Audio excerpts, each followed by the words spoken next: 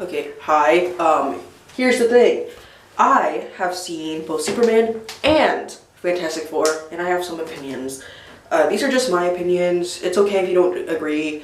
This is kind of just like my interpretation of the movies, and it's kind of like my review. Like I said, it's fine if you don't fully agree. But second of all, spoilers. I'm gonna be talking about the movie, so just saying. If you haven't seen it, click off. Anyway, as I was saying, first of all, let's talk about Fantastic Four. I definitely did like it. I mostly watched it for Pedro Pascal, as most people did, but I ended up coming out really relating to Johnny Storm, partially because he and I both have the same first name, but also because, like, personality-wise, he's literally me. But anyway, as I was saying, I definitely think that movie was a bit more predictable in the sense of, let's be real, we all knew they were never going to give the baby up to Galactus. I think we both knew that. It was very kind of like, oh no, we have a problem. Anyway, we have a solution, we're just never going to do it because that requires a baby sacrifice, which I feel like in turn could be a really good horror movie. If you kind of put Fantastic Four in a horror movie lens, it could work. Like, can you imagine an apocalypse, but like with superheroes? I'm pretty sure that's already been done, but like, imagine that in a Marvel movie. Like, I know we have Deadpool versus the Marvel universe. I'm getting sidetracked, but anyway, Fantastic Four. It was a really good movie. I definitely would give it like an 8 out of 10, mostly because, like I said, it was very predictable. It was very kind of like, near the end, it felt cartoony in a sense, where it was kind of like, okay, obviously the Silver Surfer was going to join them. Obviously. Like, I don't know, like I said, it was very cartoony in that sense of like, hey guys, here's a girl, she might join the guys, who knows, but I just want to say, solid movie.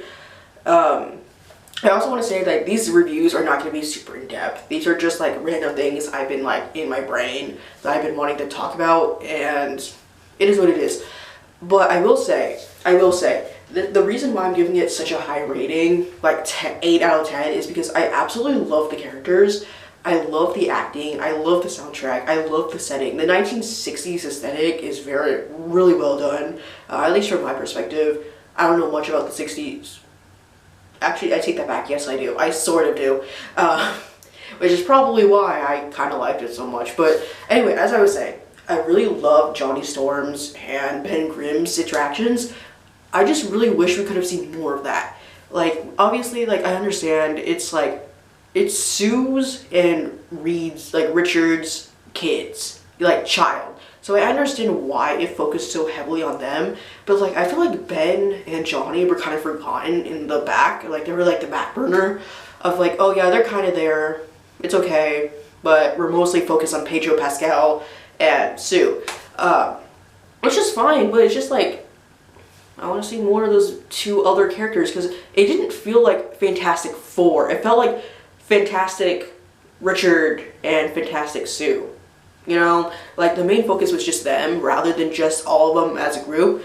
But I don't know, it was kind of just like, it is what it is. I know they're making a second movie, so I'm really hoping to see more of Ben and Johnny together, like I said. But I do know that like Dr. Doom is going to be coming in at some point, which is amazing. I feel like Dr. Doom is very underrated, so I'm kind of interested to see how Robert Downey Jr. is going to portray him, but I guess we'll have to see. Okay, now to Superman. I think this movie was definitely better than Fantastic Four, 10 out of 10. I definitely love I love Mr. Terrific, first of all. We're gonna put that out there. Mr. Terrific is probably my favorite character out of the entire movie. I love his sarcastic, like, I love his dry, like, kind of voice and kind of like sarcasm every once in a while. I love that. Overall, I just like, plus I love the scene where Lois is interviewing Clark/Superman. Spoiler if you didn't know, Clark and Superman are the same person. Who knew, right? But anyway, as I was saying, I really liked their interview scene because it kind of gave, what's the right word? Like, it kind of put Lois more in depth. I guess what I'm trying to say, like, she was more than just like the love interest.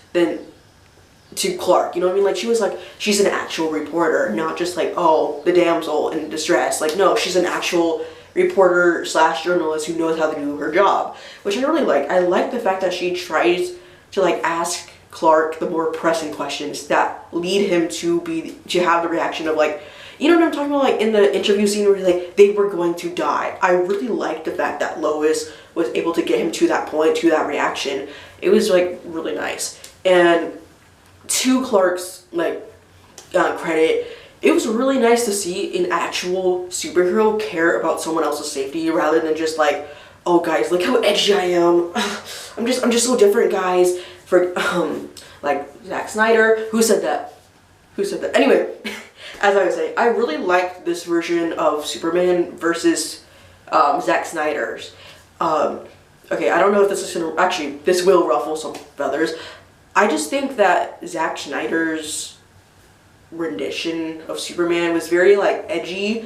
Not saying it's bad. It wasn't bad. It was more of like he was trying to be Batman when we already have a Batman. You know what I mean? We don't need a Batman with powers when we already have the original. You know what I mean? Like, oh man, it's been a while since I've seen any of these movies. So, but I don't know. It felt like Zack Snyder. Well, yeah, he's a good director, but his rendition wasn't the best. But with James Gunn, with Superman remains like a reminder that there's positivity in the world, and he didn't make Superman's costume black and white. You know what I mean? Like, he actually put color in his outfit, which I absolutely adore. Like, red is not my favorite color. Like, but I really like the red underwear outside the blue uniform because I don't know, it kind of gives it's very reminiscent of the original comics where they use bright colors to like signal like, hey, the world is dark, but I don't have to be. You know what I mean? Like, I just really like that. I really like that kind of like signaling.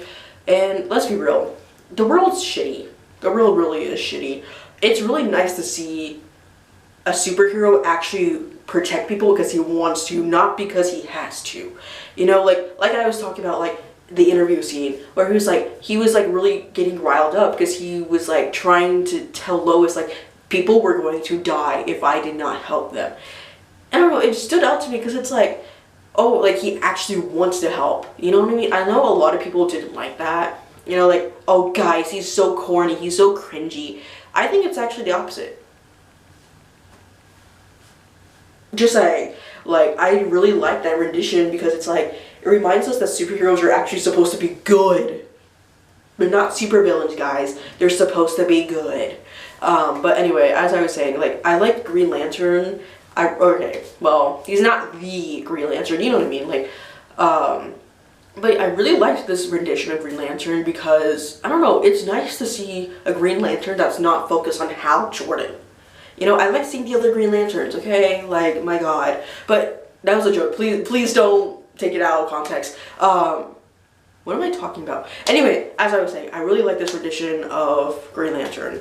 So, it's really comedic. Like I was saying, like with Mr. Terrific, I really like his sarcasm, like, especially with the Green Lantern, like their one-on-ones, like, you know what I mean? Like, I'm sorry, my script's kind of all over the place, but, same with, Hawk Girl. I really loved Hawk Girl. She was amazing. A lot of people were like, oh, gee, she kind of sucks, blah, blah, blah. Well, I mean, okay, whatever, but, like, maybe the movie's not your favorite because the writing isn't the way you want it. I don't know. Like, if you want a Superman that's dark and edgy, go to Zack Snyder, okay? Go watch Man of Steel or something. This is for the lovers of positivity, okay? No more haters in my world. Thank you. But yeah, that's just me. That's just me. Sorry. But yeah, no, honestly, I know this review wasn't super in-depth, but this is just like, I really liked the costuming, and I really liked how, yeah, it was a little predictable. Like, I can't lie. It was a little predictable that, like, oh, Superman's gonna win.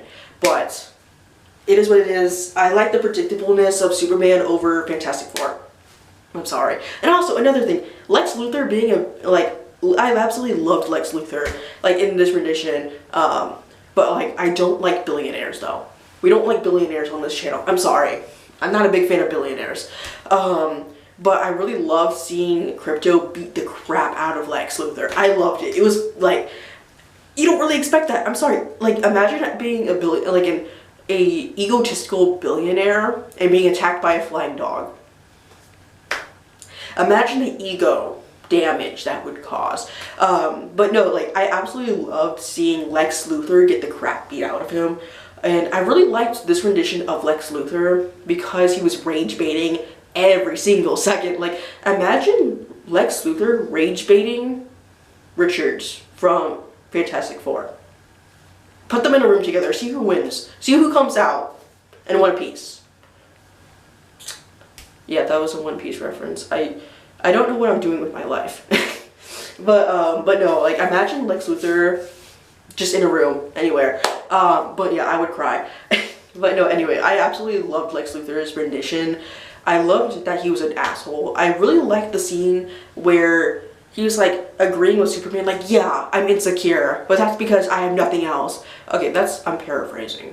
But like, you know what I mean? You know the scene I'm talking about? It's that scene. I really liked that he like straight up just admitted, yeah, I want everything to myself because I'm a billionaire, blah, blah, blah. I really loved it. It was very reminiscent of the current political climate that we live in. And as a leftist, you know, I fully agree with James, like, the messaging in Superman. I 100% agree with the messaging that we had here. But like I said, it was an overall really good movie. While, yeah, it was still predictable, I liked this predictableness over the Marvel movie. But yeah, I'm kind of like, when regarding which, like, I guess which movie company is better, it's kind of harder to say because, let's be real, they're both rocky. But yeah, I think it's really nice to see these characters kind of get injured, I guess. Like, I guess another thing I want to say is it's really nice to see, like, Superman not win everything. Because it's like, yeah, he's a superhero, but he's not superhuman. You know what I mean? Like, I don't know if that makes sense. But yeah, it's just really nice that it's a little realistic. You know, it's a little realistic. But it is what it is. Alright, I think I'm going to end it here. I might make a part 2 to this video. I don't know for sure yet, but I just wanted to make this video. So, peace.